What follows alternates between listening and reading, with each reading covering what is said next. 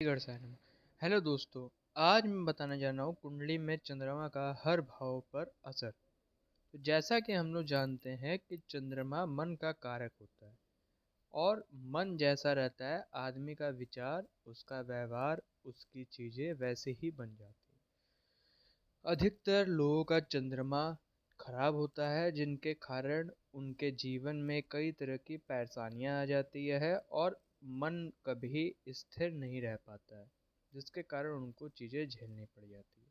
तो अगर हम लोग चंद्रमा का पहले भाव पे देखा जाए, अगर चंद्रमा सही है तो वो व्यक्ति शांत रहेगा, शालीन रहेगा, धनी भी, मतलब उसके अच्छे खासे उसके पास पैसे रहेंगे, सुंदरता भी रहेगी उसके पास, वो थोड़ा सा लेकिन तब भी इमोशनल रहेगा और नेतृत्व करने वाला इंसान रहेगा, किसी भी निर्णय को सही से लेने वाला रहेगा। लेकिन अगर उसका चंद्रमा नीच का होगा और उसका डिग्री, कहने का मतलब उसकी ताकत कम होगी, या शनि, राहु जी और केतु जी उसके ऊपर दृष्टि डाले रहेंगे, या अगर पक्ष बल कहने का ये मतलब है कि किसी इंसान का जन्म अगर कृष्ण पक्ष में अष्टम से होकर शुक्ल पक्ष के अष्टम तक के बीच में हुआ है, तब भी चंद्रमा को दुर्बल ही कहा जाता है। तो उसके बीच में रहेगा तो चंद्रमा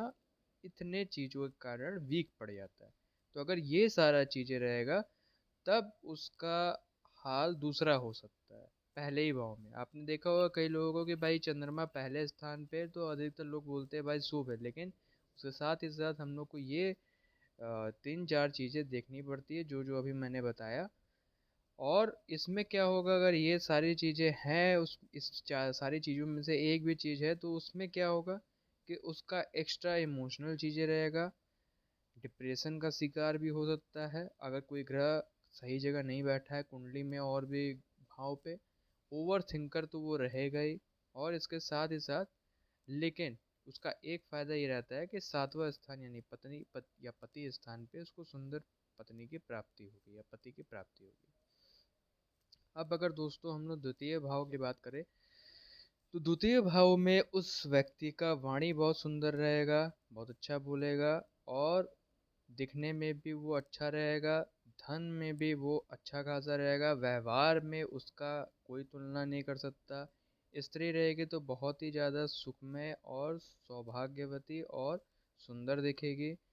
लेकिन एक प्रॉब्लम ये रहेगा कि उस व्यक्ति का कफ के संबंधित दिक्कत बनी रहेगी, अष्टम भाव में अगर कोई ग्रह नहीं बैठा है तो इसका दिक्कत ये रहेगा कि इन्फेक्शन हो सकता है, या चंद्रमा का जैसे होता है ना कि कब उसको कभी आएगा कभी जाएगा, तो वैसे ही चंद्रमा जैसे आगे बढ़ता है कभी नीचे घटता है, जैसे अमावस्या पूर्णिमा, वैसे ही उसका कफ का सिचुएशन बना रहेगा। अब अगर चंद्रमा का हम लोग तृतीय भाव की बात करें तो उसमें क्या होता है, उसके छोटे मोटे भाई बहन से सहयोग मिलेगा, पराक्रमी रहेगा, वो कर्मठ रहेगा, कर्म कर्म करने के प्रति उसका लगाव रहेगा और भाग्य के साथ उसका बहुत अच्छा संयोग बनेगा, नौवें भाव के साथ बहुत अच्छा उसका संयोग बनेगा, भाग्य का घर प्रबल रहेगा, यात्रा करना उसको बहुत अच्छा रहेगा, मतलब अच्छा लगता है और रहेगा भी, बदलाव उसके अंदर आती रहेगी, मतलब कोई अगर समझा रहा है अच्छी बात है तो वो बदलेगा, समझेगा, कंजूस भी रहेगा लेकिन वो। और एक चीज और ये है कि कला के संबंधित चीजों में उसका ध्यान बहुत अच्छा रहेगा।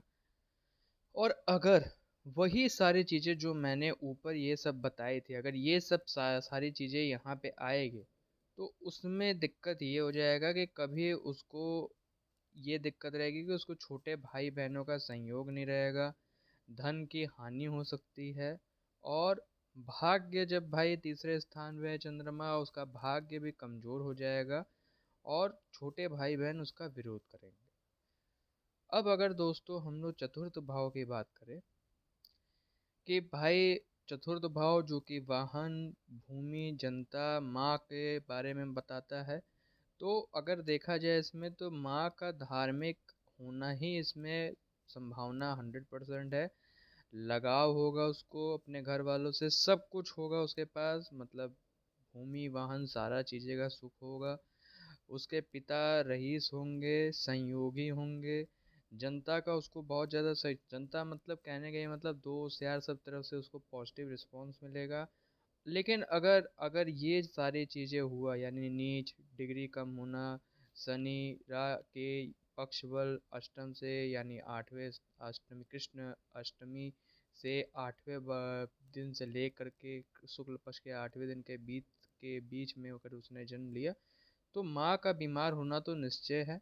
इसके साथ ही साथ वो किराए पे ही रहेगा ज़्यादातर। और अगर कुंभ राशि हो गई, अगर चंद्रमा कुंभ राशि के साथ बैठ गया यानी कि 10 नंबर के साथ बैठ गया, तब तो उसका और ही ज़्यादा बेकारी हो गया। अब अगर मैं दोस्तों चंद्रमा के पंचम भाव की बात करूं तो ऐसे में व्यक्ति क्लास में टॉपर रहेगा और धन का लाभ उसको कहीं ना कहीं से मिलता रहेगा। आय यानी इनकम उसका हमेशा बढ़ता रहेगा। विचार उसके हमेशा अच्छे रहेंगे, कभी किसी का विरोध या अविचार आना उसके अंदर नहीं होगा।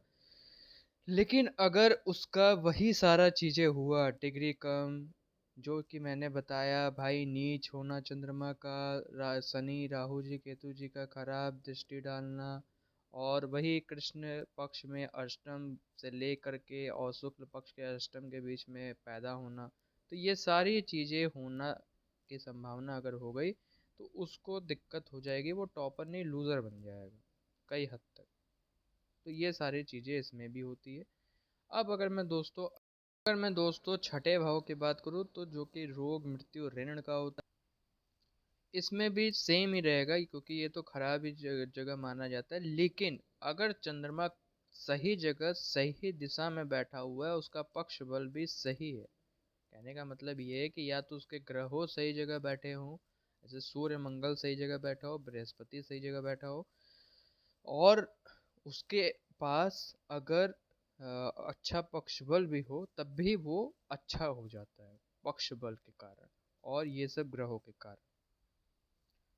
अब कफ की प्रॉब्लम तो उसका निश्चित है भाई, कफ की प्रॉब्लम उसको रहेगी, पाचन क्रिया में उसको दिक्कत ही रहेगी। राशि अगर वो वृषभ सिंह के साथ अगर होगा तो उसको गुप्त रोग हो सकते हैं, जैसे कि पाइल्स की समस्या हो सकती है। अगर वो उच्च के पूर्णिमा के साथ अगर उसने जन्म लिया तो उसका धन लाभ हो सकता है और खर्चे भी कम करना उसको आता है। खर्चा तो वो कम ही करेगा, इस पक्ष में ये चीज़ रहता ही है कि भाई खर्चा तो वो कम ही करेगा और धन भी बचाने का उसका रहता है। लेकिन एक चीज़ ये उपाय है कि भाई उसको अपने दुश्मनों से दूर रहना अति आवश्यक हो जाता है, क्योंकि दुश्मन उसके बहुत ज़्यादा तंग करने की कोशिश करेंगे। अब अगर मैं दोस्तों सप्तम भाव की बात करूं तो इसमें क्या होता है कि बिजनेस अच्छा चलता है, पत्नी अच्छी मिल जाती है, पति पत्नी में सुंदर दोनों ही रहते हैं, व्यापार बहुत अच्छा चलता है। चंद्रमा अपना व्यवसाय अगर करे चंद्रमा के रिलेटेड यानी सफ़ेद चीज़ों के रिलेटेड तो बहुत अच्छा चलता है, धन की प्राप्ति होती है, धन बहुत अच्छा मिल जाता है। लेकिन अगर मैं कहूँ कि वो सारी चीज़ें हुई जो मैंने बताया था ऊपर शनि वगैरह वाली ये सारी चीज़ें वाली, तो पत्नी जो है चंचल मिल सकती है।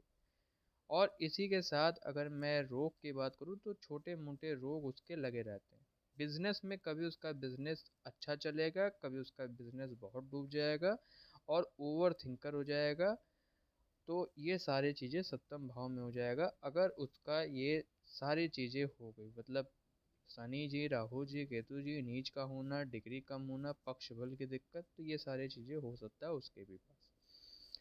अब अगर मैं दोस्तों चंद्रमा के 8वें अष्टम भाव की बात करूं जो कि मृत्यु का होता है, तो अगर इसमें मैं बात करूं तो अगर इसमें सूर्य चंद्रमा बैठे हुए हैं तो दोष नहीं लगता है। लेकिन इसमें भी क्या होगा कि कफ की समस्या रहेगी, जुकाम रहेगा, खांसी रहेगी। और एक फायदा रहता है कि वो इंसान अगर चाहे तो धन भी प्राप्त कर सकता है, लेकिन कड़ी मेहनत के साथ। अब अगर अगर मैं वही सेम चीज़ें की बात करूँ पक्ष बल वगैरह वाली, तो इसमें उसकी वही सेम धन की हानि, वाणी की दिक्कत, व्यवसाय मतलब जो बोलेगा वो लोग उसके गलत मतलब निकालना, व्यवसाय में दिक्कत होना। और उसका सबसे बड़ा नुकसान ये है कि उसको पानी से डूबने की मृत्यु होने का खतरा रहता है, तो उसको पानी से दूर रहना चाहिए। सबसे बढ़िया काम यही है कि उसको थोड़ा सा पूजा करनी चाहिए, शिव जी का जल चढ़ाना चाहिए। ये सबसे बढ़िया इसमें उपाय है कि शिव आराधना करनी चाहिए, शिव जी का जल चढ़ाना चाहिए। अब अगर मैं दोस्तों अगर चंद्रमा की नवम भाव की बात करूं तो भाग्य में मिलना उसको सुख ही सुख है, सर्व सुख उसको मिलना है।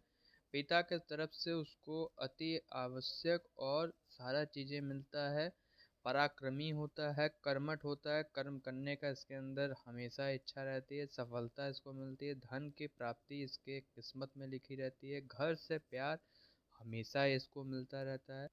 लेकिन अगर वही पक्ष बल और वही जो मैंने ऊपर बताया वो सारी चीज़ें अगर हो गई तो पिता का तबीयत खराब रहेगा और पिता का दिक्कत होना ही रहेगा, पराक्रम में कमी आ जाएगी और ये व्यक्ति अगर किस्मत से ही खराब हो गया तो ये व्यक्ति का जीवन बहुत ही ज़्यादा कष्टमय हो जाता है। अब अगर मैं दोस्तों अगर दसम भाव की बात करूँ तो इसमें पिता का संयोग रहता है। अगर चंद्रमा अच्छा है, बिजनेस बहुत अच्छा करेगा, कई बिजनेस मल्टीपल बिजनेस करेगा, जैसे कहा जाए शेयर मार्केट, कहीं कई जगह बिजनेस करना, साड़ी का, गहने का, इनकम कई जगह से आएगी भाई, कई जगह बिजनेस कर रहा है, इनकम कई जगह से आएगी। भूमि भवन वाहन का सुख मिलेगा। जायदाद इसको माँ की तरफ से और बाप की तरफ दोनों से तरफ से आएगा। लेकिन अगर वही पक्ष बल और जो मैंने ऊपर लिखा हुआ है ये सारी चीज़ें हुई तो माँ की तबीयत 100% खराब रहेगी, कार्य बदलते रहेगा और कार्य में मन इसका कभी नहीं लगेगा, धन की हानि होगी, कर्महीन हो जाएगा, कर्म ही नहीं करेगा तो भाई कहाँ से पैसे आए। अब अगर मैं दोस्तों चंद्रमा के एकादश भाव यानी 11वें भाव की बात करूँ तो ज्ञानी अकस्मयी लाभ मिलेगा। अकस्मयी लाभ यानी कि वही शेयर मार्केट का लाभ मिलेगा, धन की प्राप्ति होना 100% है।